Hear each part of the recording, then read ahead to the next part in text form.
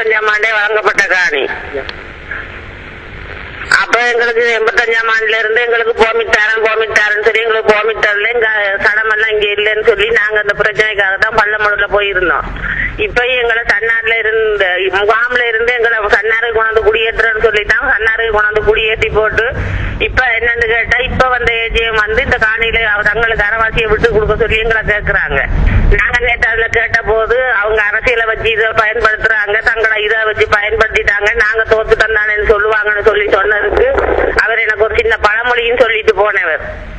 நாய் குட்டி குழைச்சா நாய் குட்டி என்ன செய்யும்னா, நாய் குட்டி குழைச்சா தாய் நாய் ஓடுமான், தாய் நாய் தானே சேதத்துக்கு உண்டாகிறது அப்படின்னு அவர் கலைக்கும் போது அந்த இது எங்க போகும்?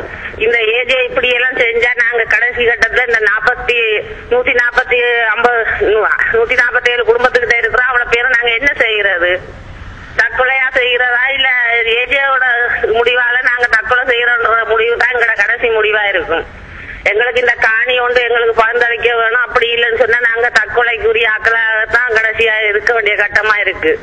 சன்னார் பிரச்சனை வந்து இப்ப உச்சகட்டத்துல இருக்குது. உச்சகட்டம் சொன்னா இப்ப வந்து இந்த காணியை வந்து எங்களுக்கு அரசாங்கம் தந்து போட்டு, அதாவது ஏஜியை தான் எங்களுக்கு இந்த காணி தந்து, நாங்க வந்து வைவோசம் அத்துமுறையோ அல்லது எங்கள் எண்ணத்துக்கு வந்து இந்த காணிக்கு வந்து குடியேற இல்லை. எங்களுக்கு அரசாங்கம் வந்து தந்து இதுக்கு வந்து காசுன்னு சொல்லி ஒரு கொஞ்சம் காசு ஒதுக்கி அதுக்குள்ள வந்து திரும்ப எங்களை வந்து முகாம் மாதிரி முகாம்ல இருந்து கொண்டாந்து ஈச்சலையில போட்டு ஈச்சலையை நாங்க முகாம் இடைத்தங்கள் முகாமாய் தான் இருந்த நாங்கள் அங்கேயும் இருந்து கொண்டு திரும்ப இங்க கொண்டாந்து தன்னார்ல முகாமாய் தான் எங்களை வாழக்கூடிய சூழ்நிலையை அரசாங்கம் செய்தது. நாங்க வந்து எங்கட முயற்சியினாலதான் நாங்க வந்து இந்த காடு அரசாங்கம் காட்டின காட்டை பெருங்காட்டுக்கு நாங்க நுழைஞ்சு காடுகள் எல்லாம் வெட்டி அதுக்குள்ள இப்ப குடியேறி இருக்கு. அதே நேரம் வந்து முஸ்லீம் மக்களுக்கு வடிவா தெரியும் நாங்க இதுக்குள்ள காடுகள் வெட்டி கொண்டிருக்கிறோம்னு சொல்லி அந்த நேரம் கூட இவங்க வந்து எங்களுக்கு சொல்லல இது எங்களுக்கு வேணும், இதுக்குள்ள கொஞ்சம் காணி வேணும்னு சொல்லி அந்த நேரம் கேட்கல. இப்ப நாங்க காடெல்லாம் வெட்டி எல்லாத்தையும் துப்புராக்கி எல்லாத்தையும் நீட்படுத்தி இருக்க இப்ப இடத்தை பார்த்துட்டு வந்து இப்ப எங்களுக்கு அரியணம் போட்டு கொண்டிருக்காங்க. எங்களுக்கு இந்த காணியை தாங்க, காணியில அரைவாசியை தாங்க, முக்காவாசியை தாங்க இவங்களை நம்பி இப்ப இந்த காணியை கொடுத்துட்டு திரும்ப நாங்க எங்க திரிகிறது?